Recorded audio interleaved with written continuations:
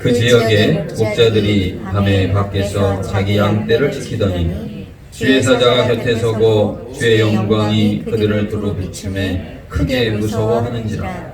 천사가 이르되 무서워하지 말라. 보라, 내가 온 백성에게 미칠 큰 기쁨의 좋은 소식을 너희에게 전하노라. 오늘 다윗의 동네에 너희를 위하여 구주가 나셨으니 곧 그리스도 주시니라. 너희가 가서 강보에 쌓여 구유에 누여있는 아기를 보리니 이것이 너희에게 표적이니라 하더니 호련히 수많은 천군이 그 천사와 함께 하나님을 찬송하여 이르되 지극히 높은 곳에서는 하나님께 영광이요 땅에서는 하나님이 기뻐하신 사람들 중에 평화로다 하니라. 천사들이 떠나 하늘로 올라가니 목자가 서로 말하되 이제 베들레헴으로 가서 주께서 우리에게 알리신 바 이 이루어진 일을 보자 하고 빨리 가서 마리아와 요셉과 구유에 있는 아기를 찾아서 보고 천사가 자기들에게 이 아기에 대하여 말한 것을 전하니 듣는 자가 다 목자들이 그들에게 말한 것들을 놀랍게 여기되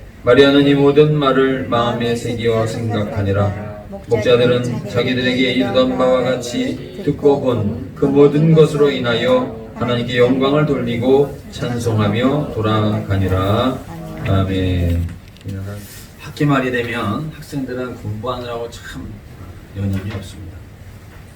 손님들이 물건을 보러 오면 상인들은 딴 데 눈을 돌릴 수가 없습니다. 어촌에서 고기를 낚는 어부들 역시 고기가 막 잡히려고 하는 그 찰나, 그 순간에 긴장의 끈을 놓을 수가 없습니다. 농촌에서 과일을 키우거나 또는 곡식을 키우는 농부들 역시 마찬가지입니다. 회사에서 넘겨받은 업무로 인해서 일이 끝나지 않아 앉을 틈도 없고 밥 먹을 틈도 없고 화장실을 다녀올 겨를도 없는 이런 많은 사람들, 바쁜 경험들을 다 우리는 저마다의 자리에서 해보신 적이 있을 겁니다. 베들레헴의 목자들은 어땠을까요? 오늘 8절 말씀에 보니까 그 지역의 목자들이 밤에 밖에서 자기 양떼를 지키더니 말씀을 하고 있습니다.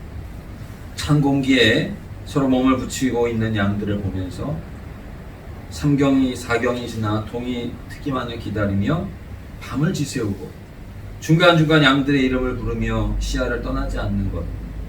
적막한 중에 언제고 늑대나 곰이 나타날지 모르는 터라 식사는커녕 마음 놓고 잠시라도 경계를 풀 수 없이 주변을 살피고 귀를 열고 하는 것이 일상의 그들이었습니다. 황제의 명으로 호적하러 온 사람들에게 또 예루살렘에서 헤롯 왕이 동방에서 왕을 찾아 경배하러 왔다는 박사들 때문에 성안이 발칵 뒤집혔다고 하는 이런 얘기를 들으면서도 이번 주에 제사에 쓸 양을 잘 준비해달라고 하는 그 부탁만 기억할 뿐 쏟아져 내리는 별들 속에서 간간히 양떼 소리가 들리는 적막한 시골 베들레헴의 양치는 목자들에게는 다른 데 관심을 돌릴 여력이 전혀 없었습니다. 가브리엘의 천사가 우리는 마리아에게 나타나서 수태고지한 것을 잘 알고 있습니다.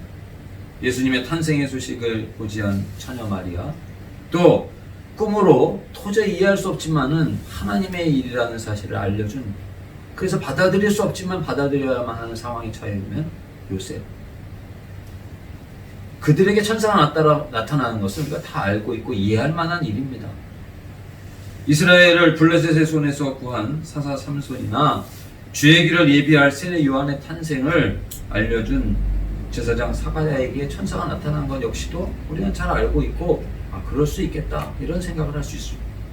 그런데 왜 오늘 주의 천사는 주의 영광과 함께 크게 무서워하도록 그렇게 자기의 양떼를 지키느라 여념없는 이 목자들에게 나타난 것일까요? 이사야서 40장 11절 말씀해 보니까 그는 목자같이 양떼를 먹이시며 어린 양을 그 팔로 모아 품에 안으시며 젖먹이는 암컷들을 온순히 인도하시리로다. 예레미야 31장 10절 이방들이여 너희는 여호와의 말씀을 듣고 먼 섬에 전파하여 이르기를 이스라엘을 흩으신 자가 그를 모으시고 목자가 그 양떼에게 행함같이 그를 지키시리로다. 에스겔 34장 15절 내가 친히 내 양의 목자가 되어 그것들을 누워있게 할지라 주 여호와의 말씀이니라 말씀하고 있습니다. 목자이신 하나님을 성경은 우리에게 말씀해 주고 있고요. 우리에게 오셔서 그 목자 되신 하나님께서 이스라엘뿐만 아니라 온 이방에 이르기까지 양떼를 구원하시기 위한 소식, 그 소식을 전하기에 가장 좋은 사람들이 누굴까요? 아마 양떼를 지키는 베들레헴의 목자들만큼이나 그들이 고생하고 있는 것, 그들이 성경에서 목자이신 아버지 하나님처럼 양떼를 돌보고 있는 그들에게 나타나신 것 이상 가장 적합한 자들이 또 있을까? 이런 생각을 하게 됩니다. 예수님 오신 것은 누가복음 4장 18절 19절 주의 성령이 내게 임하셨으니 이는 가난한 자에게 복음을 전하게 하시려고 내게 기름을 부으시고 나를 보내사 포로된 자에게 자유를, 눈먼 자에게 다시 보게 함을 전파하며 눌린 자를 자유롭게 하고 주의 은혜의 해를 전파하게 하려 하심이라 하였다 말씀하고 있지 않습니까? 마태복음 11장 28절 수고하고 무거운 짐진 자들아 다 내게로 오라 내가 너희를 쉬게 하리라. 우리 주님께서 어떠한 모습으로 이 땅에 임하셨는지, 어떻게 우리를 구원하시고자 임하셨는지를 성경은 우리에게 분명하게 보여주고 있으니 목자들에게 나타나신 주님의 이 탄생의 소식은 너무나도 기가 막힌 절묘한 그러한 역사라고 하는 사실을 우리가 볼 수 있는 것이죠. 천군 천사들이 주의 영광 중에 큰 기쁨의 좋은 소식을 그래서 하나님께서는 목자들에게 전해주신 것이고, 성경의 어떠한 다른 부분보다 가장 아름다운 그러한 모습으로 오늘 누가복음 2장에서 이렇게 주님의 나심을 목자들에게 천군 천사들과 함께 찬양하는 그 기쁨의 소식을 우리에게 전해주고 있는 것입니다. 오늘 11절 12절에 오늘 다윗의 동네에 너희를 위하여 구주가 나셨으니 곧 그리스도 주시니라. 너희가 가서 강보에 쌓여 구에 누여있는 아기를 보리니 이것이 너희에게 표적이니라 말씀을 하고 있습니다. 우리를 부유하게 하시기 위해서 가난해지셨고 우리 자신을 위해서 모든 것을 내어주신 우리 주님의 그 사랑의 모습 아니겠습니까? 그래서 구유로 오셨고 그래서 강보에 쌓인 표적이 되셨다. 오늘 성경 우리에게 말씀해 주고 있습니다. 우리가 잊지 말아야 할 것은 아기 예수님이 베들레헴 마곡간에 구유로 오신 이 표적입니다. 주님께서 오병이어의 표적을 보여주셨습니다. 가나의 혼인잔치에서 물로 포도주를 만드는 표적도 보여주셨습니다. 그러나 가장 큰 표적은 무엇일까요? 저는 이 표적이라고 생각합니다. 바로의 칼날 안에 갈대 상자에 엮어서 아기를 담아보내는 요게벳의 심정 이상으로 하나님께서는 그분과 동등됨을 취할 것으로 여기지 아니하시고 죄 많은 우리들에게 아기의 모습으로 우리 곁에 오셨다는 이 표적. 그래서 주님께서는 마태복음 12장 39절 예수께서 대답하여 이르시되 악하고 음란한 세대가 표적을 구하나 선지자 요나의 표적밖에는 보일 표적이 없느니라 이렇게 말씀하셨습니다. 다른 어떤 표적이 필요하겠습니까?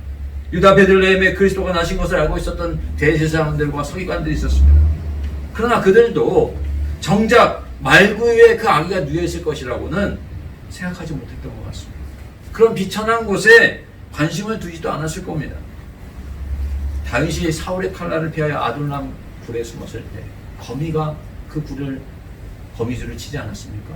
그때 그 굴마다 수색하던 병사들이 거미줄을 보고 그냥 여기에는 사람이 없구나 지나갔던 것처럼 그들은 냄새나는 그곳이 표적이라고 생각할 수 없었을 겁니다. 그런 곳에 어떻게 구주가 나시겠느냐 이렇게 생각했을 겁니다.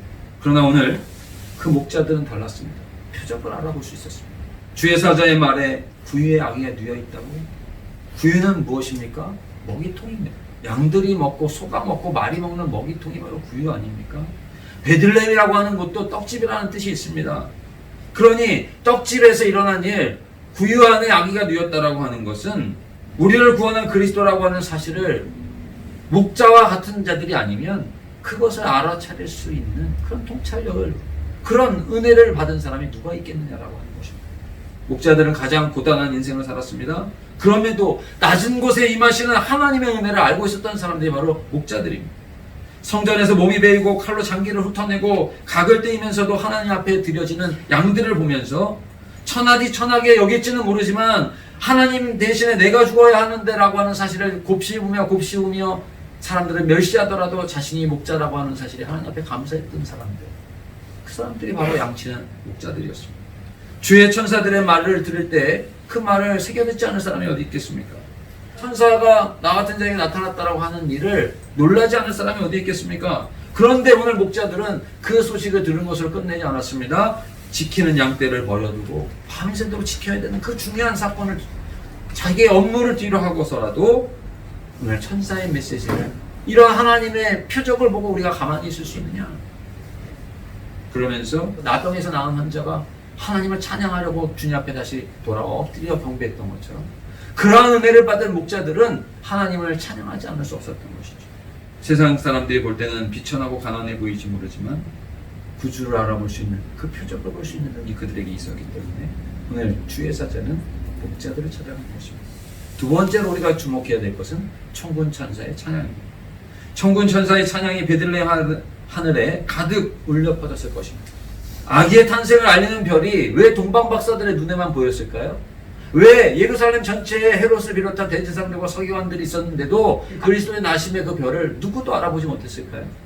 하늘 가득히 울려 퍼질 그 아름다운 노래를 왜 천군 천사들은 왕궁에서 좀 부르지, 아니면 하나님을 믿는 사람들이 많이 모여있는 예루살렘 성전에 가서 부르면 얼마나 더 그것이 은혜가 될까, 그런 생각을 세상적으로 할 수 있지 않겠습니까? 적어도 해산을 이제 막 해서 몸을 가누지도 못하는 마리아와 그 마리아를 안 된 눈으로 어찌할 바를 몰라 옆에서 돌보려고 하고 있는 그 요셉 곁에서라도 불러줘야 되지 않았겠느냐 하는 겁니다. 그런데 왜 그런 사람들이 다 뒤로 하고 천군 천사는 양치는 목자들에게 그 아름다운 찬양을 불러주는 것일까요? 다윗은 항상 수금을 타면서 여호와는 나의 목자시니 내게 부족함이 없으리로다 하나님을 찬양했던 사람이 다윗입니다. 그는 목동 출신이었지 않습니까? 그러나 그의 찬양의 고백을 보면 늘 주님의 지팡이와 막대기가 나를 보호하시고 양떼를 이끄시는 우리 목자 되신 주님께서 사망의 음침한 골짜기를 다 지나가게 하시고 푸른 초장 맑은 물가로 인도하시며 영원한 은혜의 자리로 인도하신 하나님을 다윗은 찬양하고 있지 않았습니까? 그들은 천사의 찬양을 들을 수 있는 귀가 있었던 사람들이라는 사실입니다. 고린도후서 6장 7절에서 10절 진리의 말씀과 하나님의 능력으로 의의 무기를 좌우해가지고 영광과 욕됨으로 그러했으며 악한 이름과 아름다운 이름으로 그러했느니라.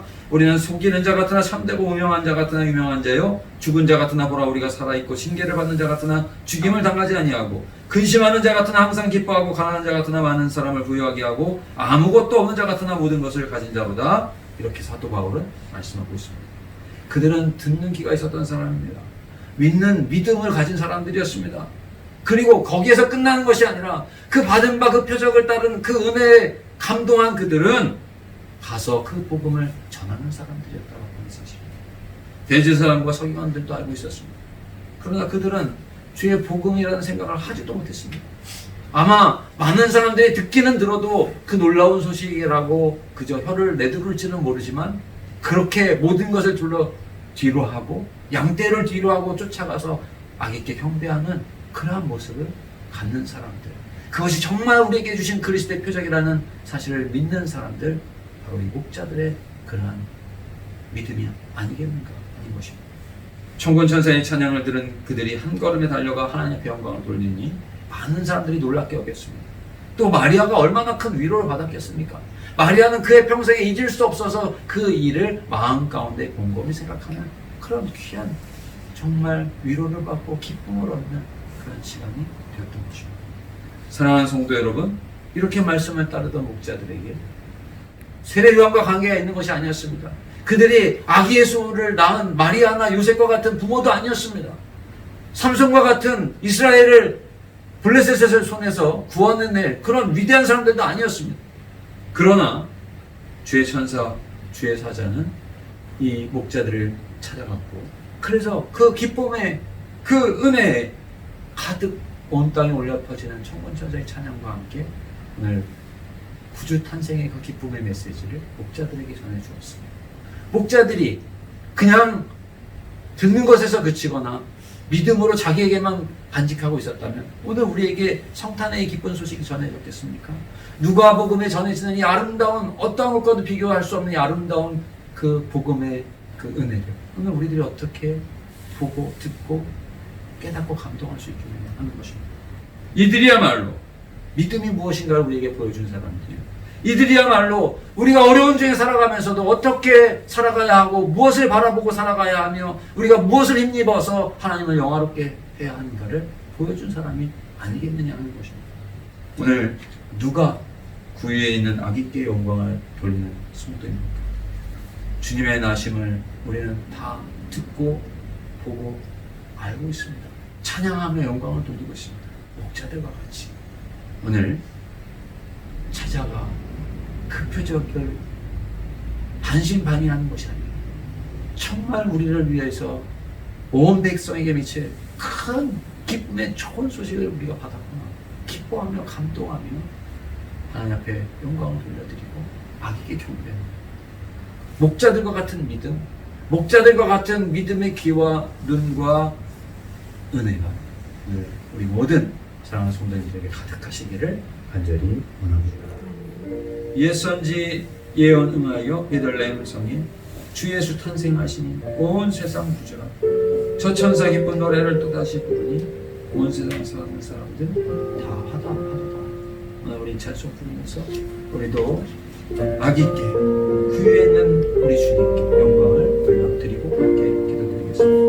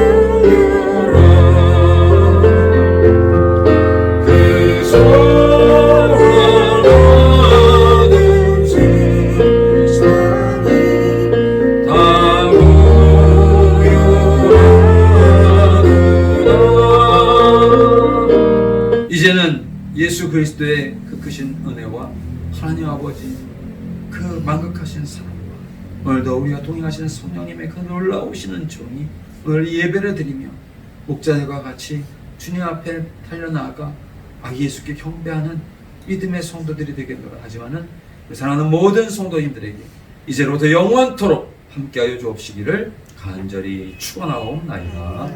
아멘.